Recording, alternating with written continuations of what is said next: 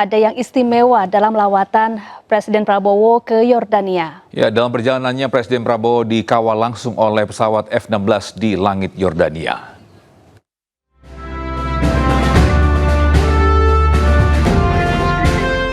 Dalam perjalanannya ke Yordania, Presiden Prabowo Subianto mendapatkan perlakuan istimewa.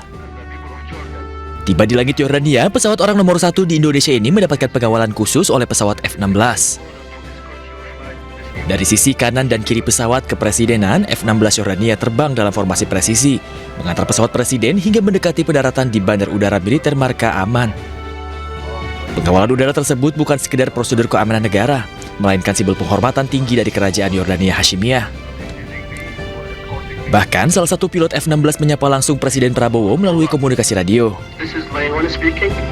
Your Excellency Mr. President, Assalamualaikum warahmatullah. This is Line 1 speaking. Your Excellency, on behalf of His Majesty King Abdullah II and the people of Jordan, we are honored to welcome you to Jordanian airspace, and it's a great honor to escort your flight this evening. Wishing you a pleasant stay and a safe landing. Ramadan Mubarak, sir. Presiden Prabowo pun secara langsung membalas komunikasi tersebut, menyampaikan apresiasi dan rasa terima kasih atas kehormatan yang diberikan.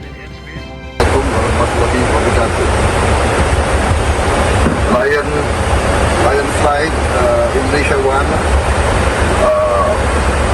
This is President Prabowo Subianto of Indonesia.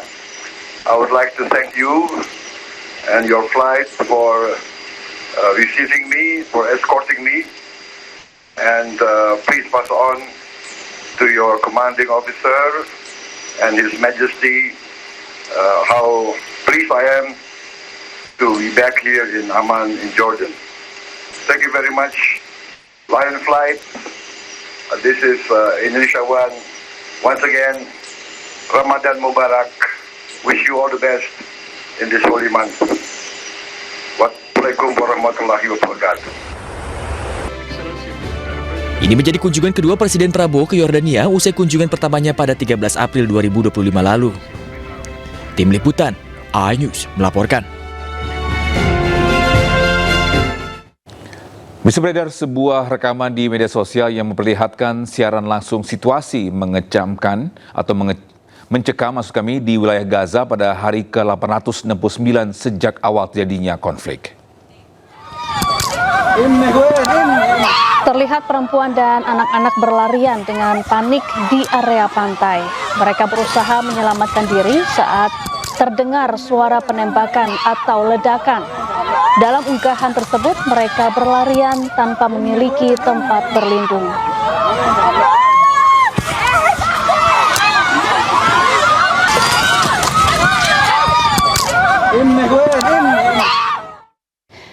Ya, 2 warga Palestina tewas dan beberapa lainnya luka-luka di Beit Lahia akibat tembakan tentara Israel. Ya, penembakan terjadi di tengah gencatan senjata yang berlaku sejak Oktober 2025. Dua warga Palestina tewas dan sejumlah lainnya terluka akibat tembakan tentara Israel di Beit Lahia, Gaza Utara. Rekaman dari Rumah Sakit Al-Shifa memperlihatkan jenazah tergeletak di tanah sementara kerabat berkumpul di sekitar korban untuk memberikan penghormatan terakhir. Warga juga terlihat membawa jenazah dan melakukan sholat jenazah. Menurut laporan media Palestina, 2 orang yang tewas diidentifikasi sebagai Majdi Keban, 30 tahun, dan Firas Keban, 14 tahun. Ayah salah satu korban mengatakan bahwa putranya ditembak saat membeli makanan dari toko terdekat, dan menambahkan bahwa beberapa orang lainnya terluka dalam insiden tersebut. الولد هذا راح يجيب لنا اكل راح يشتري لنا من الدكان فوقف مع عباب الدار لسه بدوش يطلع فكان ضربوه حبه هو 4-5 شباب ففيهم جرحوا وفيهم هيهم زي ما انتم شايفين مكتلين مرميين ملفوفين بشرايط فايش نعمل في الحال هذا شو نسوي. Insiden ini terjadi di tengah gencatan senjata yang berlaku sejak Oktober 2025. Hingga kini, militer Israel belum memberikan komentar terkait penembakan yang dilakukan terhadap warga sipil di Gaza. Bisa hujan deras yang mengguyur Brazil menyebabkan longsor dan banjir parah. Ya, tercatat sedikitnya ada 28 orang tewas dan puluhan lainnya hilang.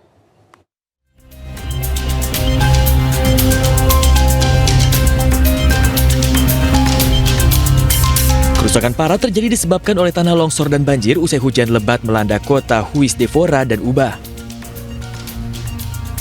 Bencana ini menewaskan sedikitnya 28 orang, menyebabkan puluhan lainnya hilang di negara bagian Minas Gerais. Lebih dari 400 orang terpaksa meninggalkan rumah dan harus mengungsi ke tempat yang lebih aman. Presiden Luiz Inácio Lula da Silva mengakui keadaan darurat di Huis Devora dan memerintahkan peningkatan upaya penyelamatan dengan dukungan dari Pertahanan Sipil Nasional. Sementara para ahli meteorologi memperingatkan peningkatan curah hujan dalam beberapa hari mendatang.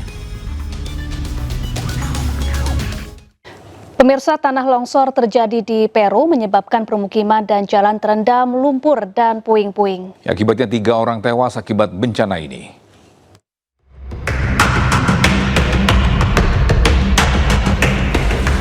Curah hujan lebat yang tercatat selama akhir pekan memicu tanah longsor di wilayah Piura, Peru Utara. Jalanan dan rumah-rumah yang terendam lumpur tebal dan air banjir memutus aliran listrik dan membuat keluarga-keluarga tidak memiliki akses ke kebutuhan pokok. Akibat kejadian ini tercatat sedikitnya 3 orang tewas. Menurut saksi mata, momen-momen mengerikan terjadi ketika lumpur tiba-tiba turun. Banyak keluarga nyaris tidak punya waktu untuk menyelamatkan diri, meninggalkan barang-barang milik mereka. Hujan yang terus turun membuat tanah jenuh dan mengaktifkan jurang-jurang yang membentang melalui permukiman yang dibangun di daerah rawan. Menurut laporan awal, beberapa jalan menjadi tidak dapat dilalui karena penumpukan lumpur dan puing-puing. Puluhan keluarga terpaksa mengungsi ke rumah tetangga hingga ruang publik. Bisa badai salju di kota New York mengakibatkan bandara mengalami pembatalan penerbangan. Akibatnya sejumlah penumpang terlantar di bandara. Ya, dan informasi ini sekaligus menutup jumpa kita di iNews Today edisi hari ini. Temukan informasi-informasi terbaru lainnya di www.inews.id.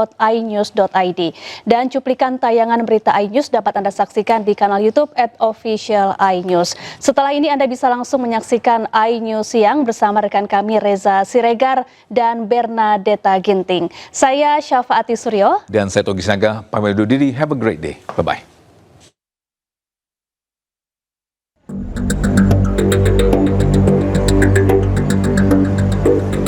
Bandara-bandara di kota New York menghadapi pembatalan penerbangan yang meluas selama akhir pekan karena badai musim dingin. Hal ini menyebabkan penumpang terlantar dan mengacaukan rencana perjalanan mereka. Pesawat-pesawat terparkir di landasan pacu yang dikelilingi tumpukan salju. Sementara di dalam terminal, penumpang duduk dikelilingi koper karena penerbangan yang dibatalkan dan ditunda. Para penumpang pesawat ini mengaku tidak mendapatkan informasi terkait pembatalan penerbangan mereka hingga mereka harus menghubungi maskapai terkait. Akibatnya para penumpang harus memesan ulang perjalanan mereka, bahkan mengatur kembali rencana perjalanan mereka yang sebelumnya telah tersusun. Badai salju membawa hujan salju lebat di seluruh kota hingga ketebalan mencapai 48,3 cm. Pemerintah setempat mengeluarkan larangan bagi perjalanan yang tidak mendesak.